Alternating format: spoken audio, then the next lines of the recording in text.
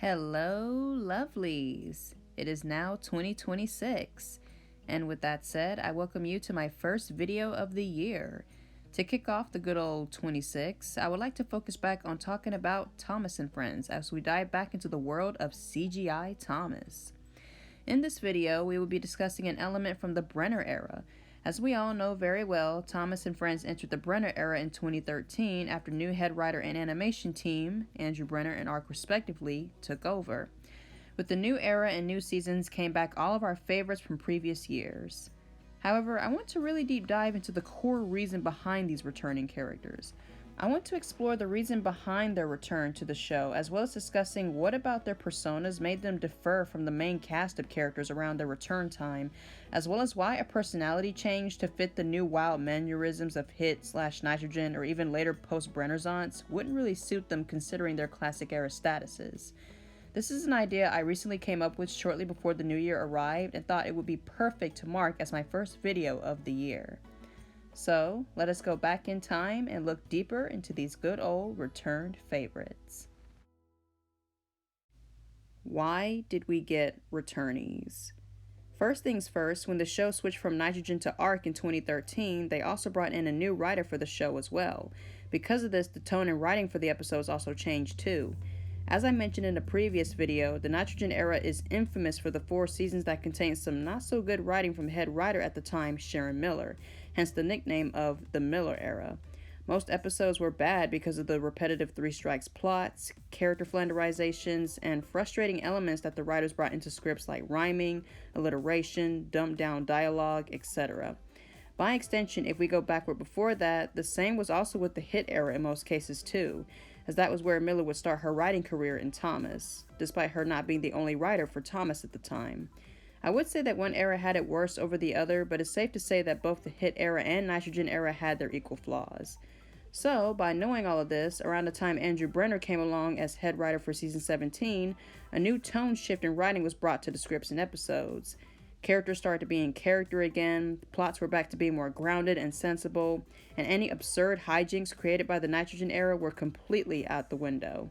So, now that the show was getting good again, Brenner thought now would be as good of a time as any to bring back any old characters that were mostly last seen from a time when the show was as good as it was then. Now that the show wasn't following much of a formulaic routine or any circumstances that required it to have such a restricted cast, it could go back to a not only bigger but older variety of characters that were previously seen when the show was in a better state, aka pre-2004. I am aware some of them were seen briefly in season 12 and sprinkled throughout the Hit era, but I'll talk more on that in a little bit. Because of the plots now returning to being more sensible and logical, all of these old characters coming back could fit into these episodes again because the episodes were no longer being written in ways that they wouldn't have fit into because they came from an era of the show that was more special and mature. It's safe to say that Brenner made the good choice to bring in returnees around at this time because he knew this would be a good point in the show that they would flow naturally in rows of episodes again because now the episodes weren't wacky and nonsensical with dumb plots and out-of-character recklessness. He understood that these returning characters he would be bringing back deserved a spot where they wouldn't be stuck in a situation where the show wasn't really back on its feet yet, and, determined to help the show find its stance again, was wise enough to know that once he, Ian, and his new team got the show back good again, so to speak, the good characters could come back in with the returning good state of the show again. This returning good state of the show, hence why they're called returnees. For they and the good spirits of the show, pre-Hit era anyway, were both returning back to the world of Thomas and Friends together. What made returnees so special from other characters? So now that these old fan favorites were in the spotlight again, it meant that they could now once again share episodes with main characters like James, Thomas, Percy, Henry, etc. For now the main characters were back to their old, more well-known personas that they withheld in the previous old days instead of being the slandered, flanderized, negatively alternated versions of themselves we've been seeing at that point. Well, most characters anyway. However, that's just it though. Even though we got a healthier set of cast pairings again, something about it still feels off. And I thought about it, and that's when I realized that it was likely because of us being used to seeing these main characters being portrayed out of their original identities at that point. Throughout the last 2 eras, we've seen them act unwise, out of line, or senseless, either by being silly, childish, or doing something completely stupid that the original version of their character would never think to do. Due to this, it's this fact about them that differentiates them from their fellow returning co-characters. By old characters never being seen or heard of throughout the last few seasons of the show, they had the luxury of never having character alternations of being dumbed down to fit the new distribution rules of the show at that time. Like I said in the previous section, they were last seen when the show was stable and had a good atmosphere and good episodes that still had them in the right character and in a more mature mindset. Okay, you had characters like Harvey and Murdoch who appeared in season 8, but they only had small cameos and side roles that didn't really make them engage in anything major, so it's best to say that they're still unscathed. The same thing goes for characters like Ben and Arthur in their roles in season 10 or so. Donald and Douglas did appear in season 11, but they were lucky to be starring in an episode that's considered a very good egg in a bad batch, so to speak, meaning they're pretty unscathed too. Duncan was in the hit era very heavily, but it sort of half counts for him too, seeing he wasn't in the nitrogen era. Hell, not even season 16 like the other narrow gauge engines. Season 12, however, the older characters were either in side roles or in non-speaking roles, and even though it was nice to see them again for a brief time, they still never fully grasped that hit era spell. After all, they weren't in main roles during that season, just brought back as a final appearance before being disregarded from oncoming bad new storylines. So, with these old returning characters last being seen around that time of the show, as I also said, them being brought back into main roles again in this good era of the show means that they never fully touched the bad eras, so they can remain unflawed. Duck is the hugest example of this, as he is one of the only old characters that was never touched by the filthy greeds and demands of hit or nitrogen, and by never being seen or mentioned in episodes, was able to get lucky by escaping being watered down into an idiotic childish character like how other characters were being treated. So, seeing him in episodes of season 17 and 18, yeah, it's cool that he's getting paired in episodes with characters like Thomas and James again, but that one aspect of his appearance in the show is what makes him stand out in a more special way than those two, which is why he, as well as other old characters like Oliver, the Scotts, Daisy, Bill and Ben, etc., are fan favorites to many. Daisy is another mention because she had her few bits of episodes in the classic era and a 10-second appearance in Calling All Engines, but then she went fully MIA only to return shining like an icon in her Brenner episodes. And boy, does she shine alright. What a queen.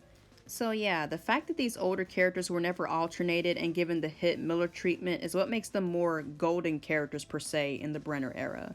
Yeah, the main cast of characters were starting to be written right again around this time, but at that point, it was pretty evident that hit Miller era effect on them had already been done, so we still look at them a bit differently. Bottom line, after all of what I talked about, it feels kind of good knowing our old favorites were always specially different once they returned to spotlight roles again. Why did we call them old characters? I think we call Duck, Bill and Ben, Oliver, Donald and Douglas, etc. old characters because in the old days of the show, their characters were handled in a more rational manner and they were presented in the show in a more fully fledged way. And it's in this way that we most associate them with that makes them stand out better in the show only in the older days. From this pre-Brenner era, it was better understood that if the show absolutely had to change for the upcoming 2004 reboot at the time, these old characters who were executed stronger and fit more in the older mature seasons of the show wouldn't be appropriate characters to change for marketing reasons and strict team demands for the show's new rules at the time. Thus is why they just stuck with the main 7 characters including Emily. My point being that even though I sometimes want to wonder what these old characters would be doing and how they would be acting in the Hit and Miller eras, I then choose not to think about it further, for these old characters that were returnees later on wouldn't be executed so good in those eras, and for one reason. Any of these older characters wouldn't fit into a new alternate immature personality because their status quo from the classic seasons are their true character. Most of us already know this with the main characters, as I said in my previous section, but with the returnees, I feel it would probably hurt a lot more to see them being altered for the show's new changes because unlike the main characters that became more popular than them throughout time, the older characters being, as I said, spared from this direction of change is what gives them a rare, unique kind of feel. Hell, Edward and Toby, previous wise and mature, well-respected characters, had this same feeling to them, and you see how they were written. So, putting old characters into the silly, awful plots of the Miller and Hit eras wouldn't suit them in an even worse way than it's not suiting the main cast. We already got a taste of these character alternatives of theirs in some episodes around post-season 20 because Mattel clearly didn't understand their special old personas very well. One example is in season 21's Emily in the Middle. Donald and Douglas are low-key literally given the same arguing treatment as Bill and Ben, and that becomes their main image. Mattel thinks, oh, they're brothers and siblings argue all the time, so that's what they stand for, and so on and so on. However, they're unaware of knowing that in the old days, the twins were strong, mature allies who were fine working separate from each other and were each their own person, or engine. Another example is Stuck in Gear, where Harvey has a new mindset that he can't ask for help for his stuck crane arm because he's afraid of getting made fun of for it. And because of this, he stupidly tries to fix his arm with a tunnel wall and knocks himself over like a weightless toy in the process. Oh! Like, what made you think that tunnel was going to help, Harv? Just a few seasons ago, you embraced the things said about your crane and accepted how special you were. Why the sudden change in esteem? Other than that, though, most returnee characters were not seen much at all throughout Wubba, with their only appearances being reduced back down to, once again, cameos or non-speaking. Some characters, meanwhile, still got one more go at it before departing. Duck, once again, was one of those few that got the better end of the stick and was able to avoid anything damaging his character, with the good episodes School of Duck and some decent small roles here and there.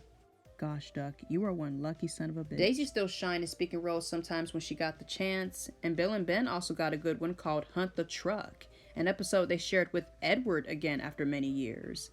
Now that was a pleasing surprise to see. But yeah, like pre-Brenner, returnees were once again taken out of the limelight as these new strange Wubba episodes came to be, which to be honest was a good decision to make. It's safe to say that by doing this, our old fan favorites dodged some huge bullets with these episodes. Overall, the traits of these characters that were strengthened during their prime in the old days is what makes them so real and well deserved to be christened as old characters. I just can't see them portrayed or represented any other way than that in any of the show's bad or not so great eras. To wrap all of this up, looking back, the CGI series returnees are still one of the most greatest things we ever could have gotten. They mean a lot to the good times of the show in more ways than people can think from the top of their heads. They were a sign that the show was on good terms again. They showed us how much the show was able to survive after the previous difficult ages. And later on, post-Brenner era, them being past characters in a new questionable era, they were there as a reminder to us that yeah, the show was changing for the worse again, but their presence in episodes here and there was a symbol that deep down, the show has always never forgotten about its great past, even before and after the hit in Nitrogen ups and downs. To this day, I'm still happy we got them at all, which of course we all knew they were returning to the show at some point. Seeing them reappear on the screen all those years ago still makes my inner young fangirl happy reminiscing back to those special moments, and it's the same for many other fans to this day. Man, I miss the Brenner era. Good times. What character were you most excited to see return in the Brennersance? And who was your favorite? Sound off in the comments below. Of course, you all know my favorite. Thank you guys so much for watching. More videos coming real soon this year. And let us all see just what 2026 has in store for us. I will see you all in the next video. Take care.